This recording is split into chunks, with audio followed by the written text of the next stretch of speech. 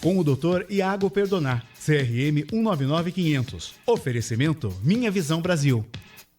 Olha, temos sempre um assunto, mas quando o doutor Iago passa por aqui, a Ângela fica ali enlouquecida na live. Ô, Ângela, por favor, pergunta ao doutor Iago. Vou aproveitar, vou abrir também aqui o meu e-mail. Então, tem o meu e-mail. A Ângela está na live, o EV nos áudios. E o doutor Iago aqui à minha direita. Tudo bem comigo? Tudo bem, e você, João? Graças a Deus. Muito calor lá fora? Muito calor lá fora. E antes que eu me esqueça, eu preciso passar um recado para vocês. Eu atendi uma paciente semana passada que pediu que eu falasse para vocês passarem de novo o telefone do WhatsApp, porque ela sempre tenta falar e ela não tem mais. Jura? Sério. Então, 98334 5777. Já salva aí, é o WhatsApp de toda a programação da Rádio Capital. Inclusive, daqui a pouco nós vamos dar ingressos para o teatro, um espetáculo muito legal. Como é que chamou o ator principal, que aquele nome dele é complicado de falar? Eduardo Steiblitz. É esse? Eduardo Steiblitz. Eu sei falar o Eduardo, o sobrenome é difícil, tá né? bombando. Depois a gente vai falar sobre esse musical. E pelo que eu li, o resumo do espetáculo é maravilhoso. Então, 98334 5777. Nosso assunto de hoje, né? O doutor Iago falou que vai sair daqui e tem o dia inteiro para fazer cirurgia. Hoje vai operar muita gente. Então a gente percebe que realmente, toda semana você vem aqui e tá com a agenda cheia. O pessoal realmente opera a catarata, né? Com certeza, João. E digo mais, toda vez que eu chego lá, as meninas estão loucas com o tanto de telefonema que tem. Então, geralmente, no horário da rádio é quando mais tem ligação. Mas tem muita gente, a agenda está sempre cheia, cirurgia também cada vez mais. Então, quem precisar de uma avaliação, quem tiver o diagnóstico de catarata, é só procurar a gente que vai ser um prazer. E no final da participação do doutor Iago, vai ser que dia? 21 e 22? 27 e 28. Na semana seguinte é que eu falei então, né? Isso. 27 e 28, mais um Catarata Day. Isso. Que daqui a pouco, no final, o doutor Iago vai explicar o que é, para quem não conhece ainda. Posso garantir que é imperdível, é de graça para quem tem mais de 55 anos. Com tanta cirurgia hoje, há a possibilidade de alguma delas, Deus permita que não, mas que a lente que vai ser colocada possa rasgar? Existe essa possibilidade, João, mas é baixa. Então, complicações dentro da cirurgia, sempre a gente está suscetível. Mas a gente faz todo um estudo antes, etc., para que isso não aconteça. E da mesma forma, as empresas que produzem esse tipo de lente também fazem muitos estudos para que não tenha nenhum problema durante a cirurgia. Como todo material, durante a manipulação, o posicionamento dele dentro do olho, etc., pode ter algum tipo de problema, quebrar um pedacinho e etc. Mas isso é muito raro de acontecer e nas vezes que acontecem a gente olha, se o que aconteceu pode trazer malefício ou risco para o paciente e se puder trazer, a gente tira a lente e coloca uma nova. A rasgada não vai ficar de jeito nenhum, né? Não. A rasgada da lente, se rasgar a lente no meio, de forma alguma, porque senão ela não funciona como ela deveria. Então a gente tem que tirar ela de lá de dentro e colocar uma nova. Isso se já tiver colocado, senão nem coloca ela rasgada. Mas você falou que a chance é muito pequena. Isso. Né? A probabilidade de 1 em 100. É difícil de lente rasgar, é muito menor que essa. Eu vi muito poucas na minha vida de acontecer isso. A probabilidade de complicações, ela depende muito se você fez todo um exame pré-operatório antes e se o paciente tem alguma condição no olho que predispõe a complicações. Então é muito difícil de falar qual é a porcentagem, porque isso depende muito de cada olho. Mas mesmo naqueles olhos que têm alguns riscos, algumas situações que a gente sabe que podem ser mais perigosas para a cirurgia de catarata, ao a gente saber isso antes da cirurgia, a gente toma ainda mais cuidado, faz algumas coisas às vezes diferentes nos passos cirúrgicos para que a gente diminua ainda mais esse risco de complicação. E hoje, graças à tecnologia, graças a todos os estudos, esses índices de complicação são muito baixos. Se por acaso rasgar a lente, é porque a qualidade não era boa ou alguma coisa deu errado? Rejeição? Não necessariamente. Não necessariamente a qualidade da lente não é boa. Na verdade, hoje, para se ter a liberação da Anvisa para ser comercializada como lente para cirurgia de catarata, eles passam por uma avaliação rigorosa. Então é muito difícil a qualidade da lente não ser boa, tá? Mas durante a manipulação, isso pode acontecer. Por quê? Porque aquele é um material muito delicado, muito delicado. Então, quando a gente está manipulando, por vezes acontece de ter uma quebradinha ou uma rasgadinha, ou às vezes na hora de colocar no olho ela trava numa posição que pode levar a isso. Mas é realmente muito raro. Diga lá, Gê. Aqui na live tem a Olga Maria fazendo perguntas sobre a catarata. Ela operou e ficou com deslocamento de vitro há 1 ano. Mas faz 10 dias que ela está com uma dificuldade para enxergar. Ela quer saber o que pode ser. Tá. É só uma vista, só em uma vista. Então vamos lá. O descolamento do vítreo é o descolamento do gelzinho lá de trás que gera aquelas moscas volantes que a gente sempre fala por causa do João. E isso pode acontecer depois da cirurgia de catarata. Pode acelerar esse processo do descolamento do vítreo. Quando descola o vítreo, a gente tem que olhar a retina para ver se está tudo bem. Se a retina estiver tudo bem, não tem problema nenhum. O descolamento só do vítreo é algo natural no nosso olho e não traz outros riscos. Agora, se ela tem percebido que agora, nos últimos 10 dias, a visão baixou muito, daí sim precisa procurar uma avaliação. Então, se nesses 10 dias ela percebeu que começou flashes de luz, que a visão começou a ficar escurecida ou parte da visão está sumindo, como se fosse uma cortina fechando, isso precisa procurar uma avaliação para já, porque pode ser algo em retina. Se ela sentiu que só embaçou um pouquinho, é algo que provavelmente pode estar relacionado a olho seco, a um embaçamento daquele saquinho que segura a lente, que a gente faz uma limpeza com laser. Então depende do tipo de sintoma que a senhora está tendo e para a gente pensar no que a gente vai fazer.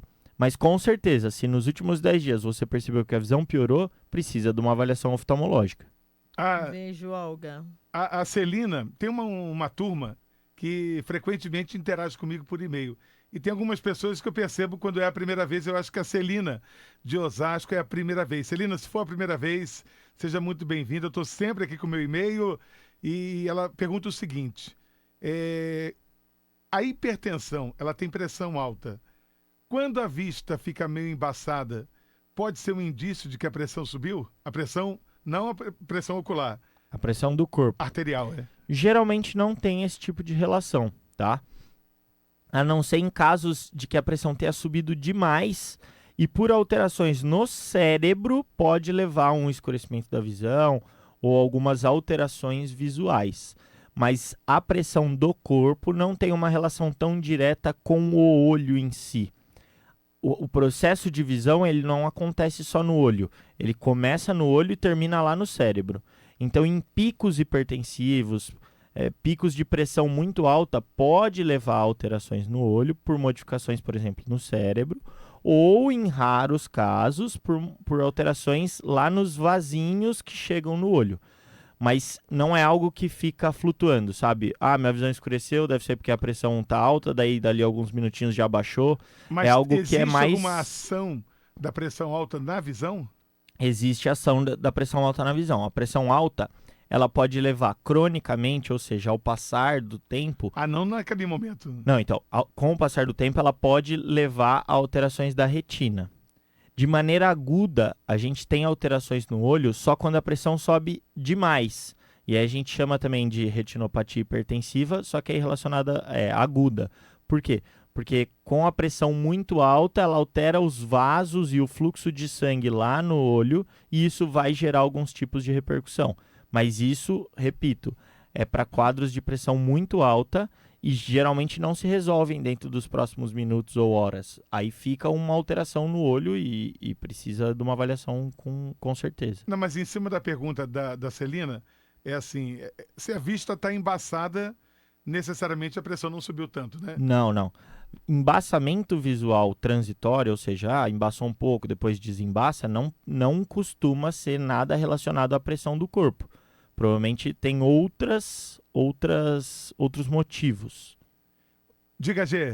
O pessoal gosta de perguntar, né? Bastante. Doutor, sejam bem-vindos. Sejam bem-vindos. A Cleide Domingos, Ela gostaria que o senhor falasse sobre buraco macular, sobre tratamentos.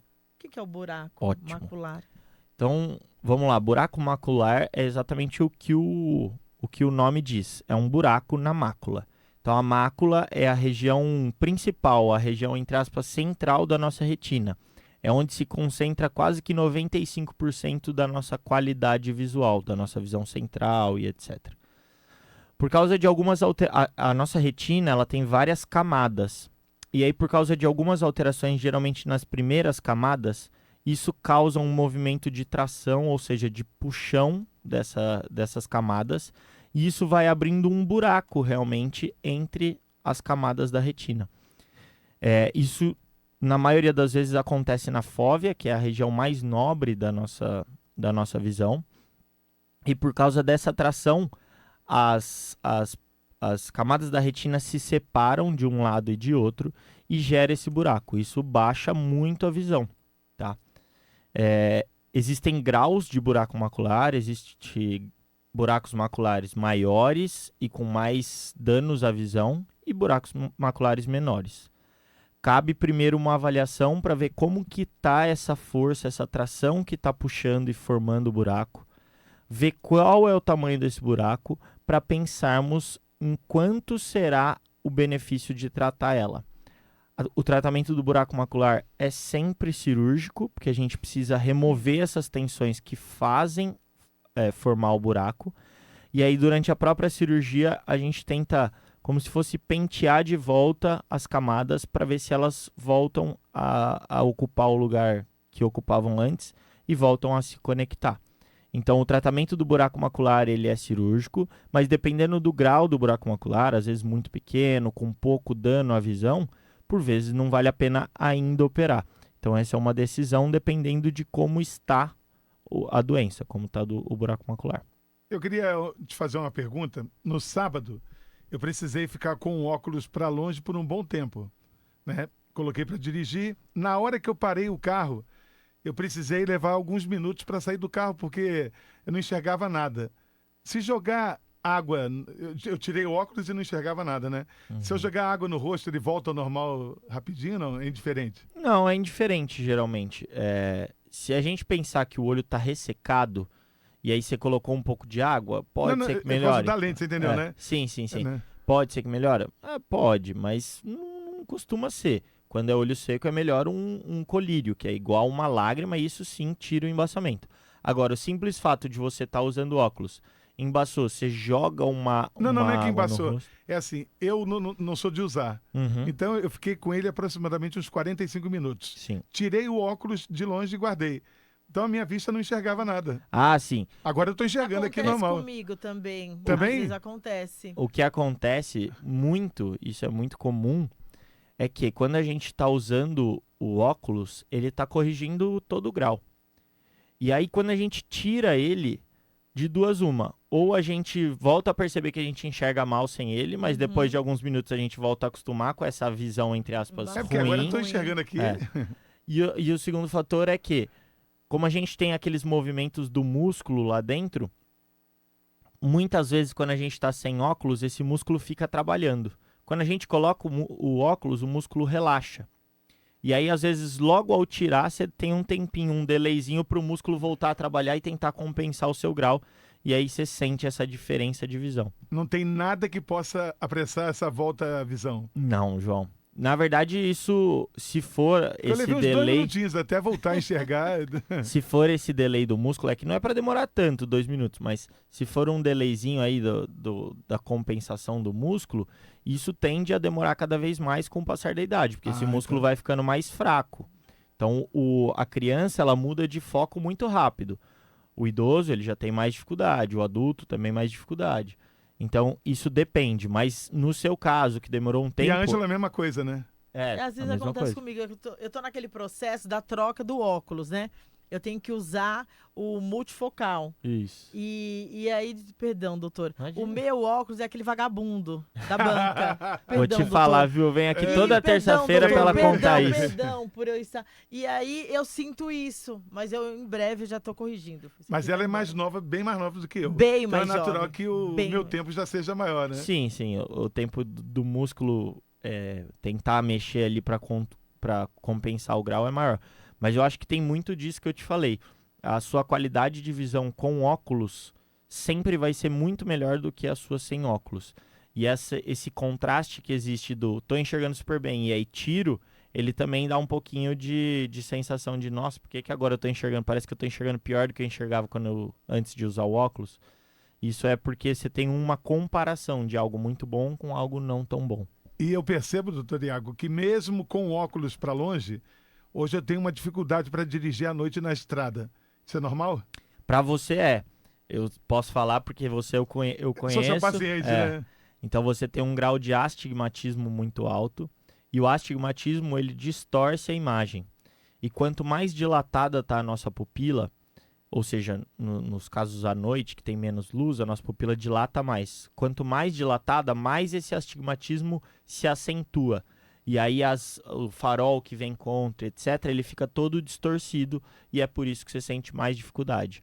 Então é comum... Eu já estou começando a tomar a decisão de não dirigir mais em estrada à noite. Dependendo de como tá, vale a pena, porque realmente é super comum a queixa de quem tem astigmatismo, de que enxerga muito mal à noite e enxerga muito mal naquela transição no lusco-fusco, aquele 6 da tarde, 7 da noite, assim, que está transicionando do dia para a noite, aí intensificam ainda mais os sintomas. Qualquer emergência, pega o carro, hein? Pega o carro, pode deixar, João. Você que tem que assumir. Eu vou assumir. Olha aqui, a Maria Erlane tá toda aqui na live, que hoje o marido dela, o Francisco, fará uma cirurgia com o senhor. Ah, que bom, cirurgia de catarata que legal. no olho direito. Verdade, em breve, daqui a pouquinho estamos lá. Vamos fazer, vai dar tudo certo. Aliás, lembrei, Ângela, que hoje é aniversário da mamãe da Vitória, a Ana, lá Que do Vitória? Jardim Domitila. Ai, linda, um beijo, Ana, parabéns, felicidade pra você, saúde, saúde, saúde. Ana, beijos. Eu queria que você dissesse, por favor, pra gente encerrar, o que vai ser feito no Catarata Day.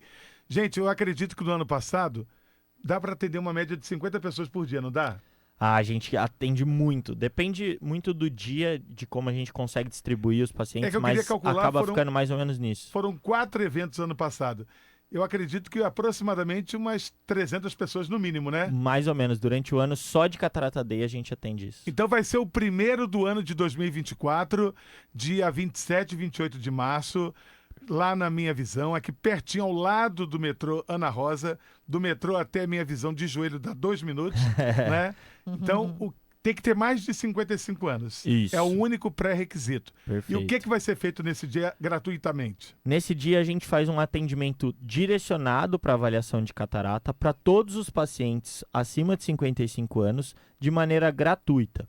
Então, vocês tem que fazer o agendamento antes, porque a gente faz toda uma programação, a gente se divide para fazer um bom atendimento para todos.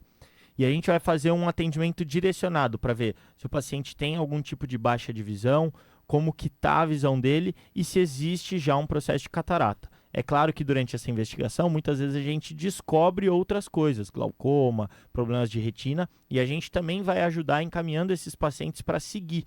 Então a gente faz um primeiro diagnóstico e depois acompanha. E todos aqueles que tiverem realmente catarata, tem a oportunidade de continuar acompanhando com a gente, fazer a cirurgia e resolver esse problema. E tem surpresa. A Dani tem sempre uma surpresa para quem passa lá, né? Para todos. Como é que o pessoal faz então? Atenção, não se fechar a agenda do Minha Visão, não há como encaixar mais, porque é um número limitado. Você tem mais de 55 anos, veja como está a saúde dos seus olhos. Você vai estar lá? Eu vou estar lá. E eu também. Ou no dia 27 ou no dia 28, eu vou lá para fazer uma avaliação, para saber como é que está a saúde dos meus olhos. Telefone? Vamos lá, pessoal. O telefone para entrar em contato é o 97868-9923. Vou repetir. 97868-9923. E tem o outro telefone que é fixo, que é o 3588-4774. 3588-4774. Garanta sua vaga, é o primeiro Catarata Day. Depois a gente não sabe quando será o próximo. E se há um problema de visão, é bom descobrir logo para que não evolua, né? Com certeza, João. Quanto antes o diagnóstico e o tratamento, sempre muito mais tranquilo. Terça-feira, tamo junto? Tamo junto sempre. Aqui no Minha Visão. Grande abraço. Valeu, Doutor João. Iago, Valeu, maravilhoso. Dedê.